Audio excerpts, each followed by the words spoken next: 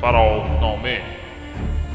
بیانات مقام معظم رهبری در دیدار مسئولان و دستاندرکاران حج.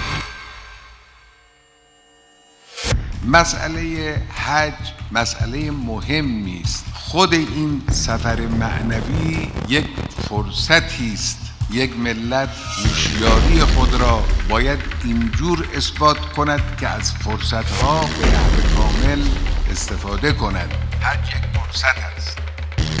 هر چه میتوانید در حج کاری کنید که این کینه‌ورزی مصنوعی که دشمنان اسلام دارند تزریق میکنند در میان امت اسلامی این رو کم کنید. امروز مصلحت بزرگ دنیای اسلام در این است که برادران مسلمان با یکدیگر دلشون صاف باشد. از این فرصت بهترین استفاده‌ای که میشود کرد همدل کردن مسلمانان با یکدیگر است. همه با هم در مقابل خانه خدا را عبادت بکنند. حربه دشمن را از دست دشمن بگیرید.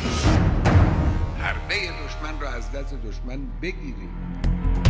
یکی از مسائلی که در حج باید مورد توجه قرار بگیرد مسئله فلسطین است. مسئله فلسطین مسئله اول دنیای اسلام است. شما نگاه کنید به این قضایای جنگ 50 روزه غزه چطور توانستند بر رژیم صهیونیستی که نماد قدرت غرب در منطقه است غلبه پیدا کنند، خواست خودشون رو بر اونها تحمیل کنند. این نشان دهنده این است که ما در درون خودمون قوی هستیم.